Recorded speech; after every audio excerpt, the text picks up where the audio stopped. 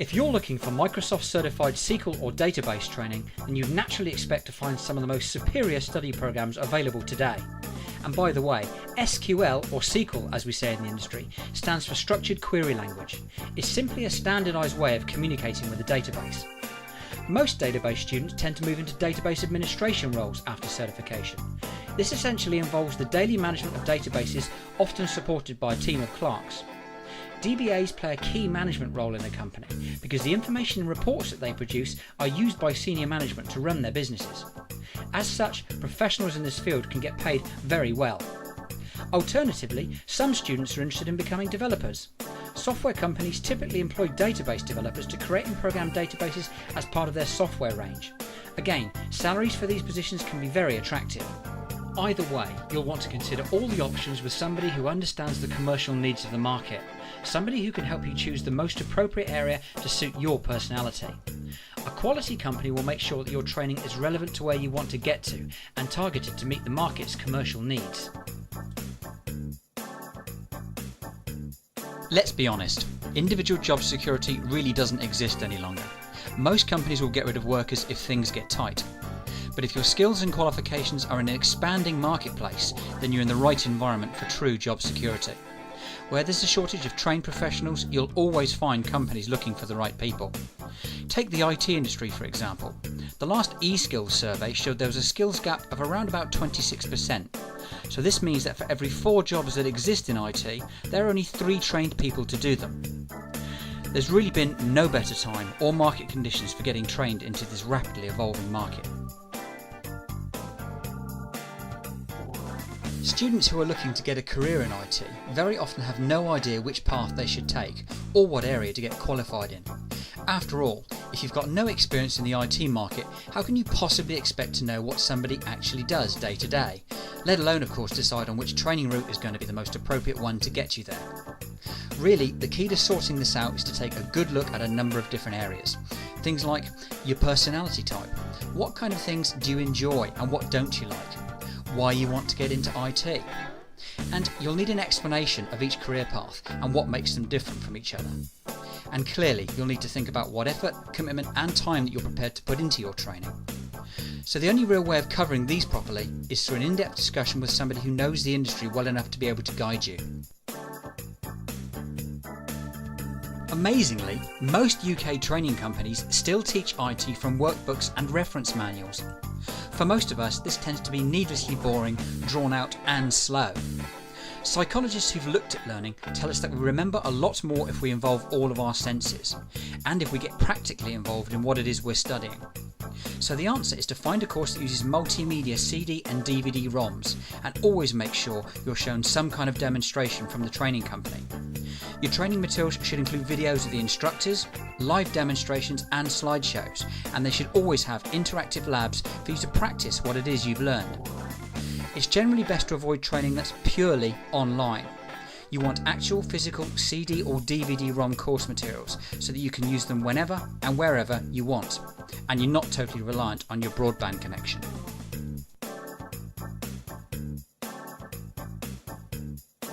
Having full support really is critical with many technical programs, but unfortunately most companies only give office hours or extended office hours support.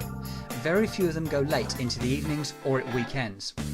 So find training where you can receive help 24/7 at any time of day or night, and make sure it's direct access to the tutors, not just some messaging system, because it'll slow you down if you have to keep waiting for calls back during office hours. Only true 24/7 round-the-clock live support really delivers for proper technical certification.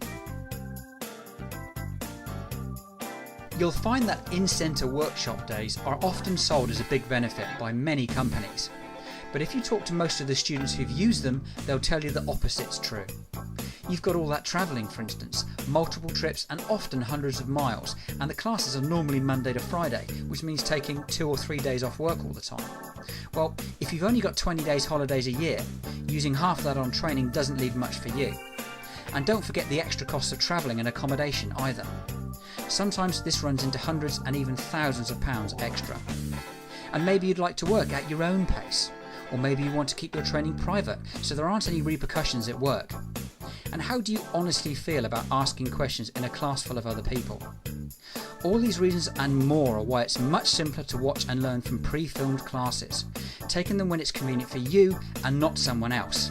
You can redo the modules as many times as you want, and there's no need to take notes because you've already got the lesson.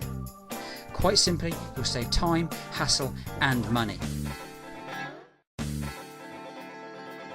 Always look for authorised exam preparation materials as part of any technical training package.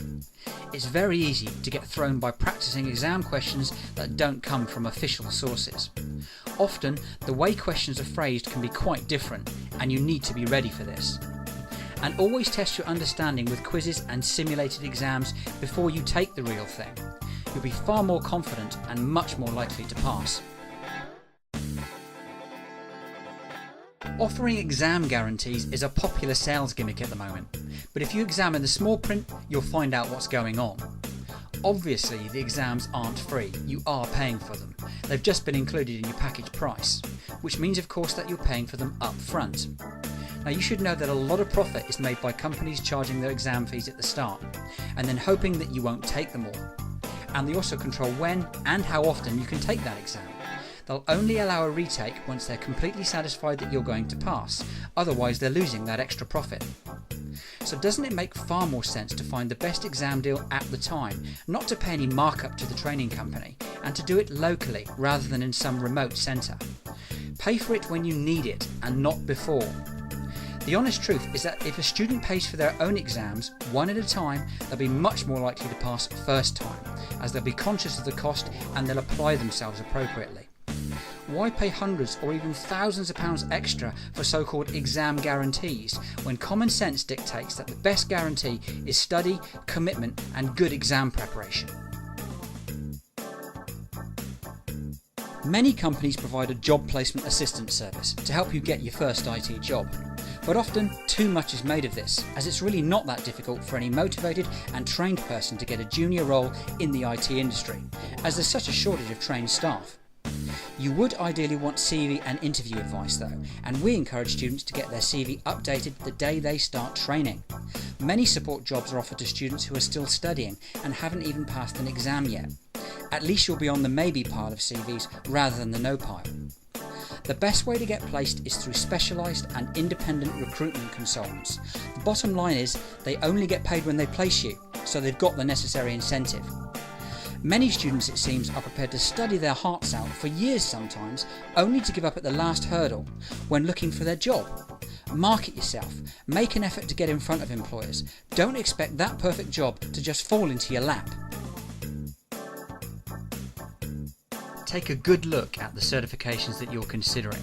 Make sure they're all current and commercially required. Don't bother with courses that lead to unknown in-house type certificates. Only the fully recognised accreditations from the major players like Microsoft, CompTIA, Adobe and Cisco are really going to mean anything to employers. One question that often comes up is why should we get commercial certification rather than traditional academic qualifications that you get through schools, colleges or universities? Well, essentially industry recognises that gaining the proper accreditation from the likes of Microsoft, CompTIA, Cisco or Adobe is far more effective and specialised, saving both time and money. Commercial certification concentrates on the actual skills that are required, together with an appropriate level of background knowledge, rather than going into the depths of background detail that academic courses can often get bogged down in. The bottom line is, recognised IT certification provides exactly what an employer needs. It says what you do in the title. For example, the Microsoft Certified Professional Qualification in Windows XP Administration and Configuration. So, an employer just needs to identify exactly what they need and what certifications will fulfil that need, which of course makes it much simpler for them, and that's why they prefer it.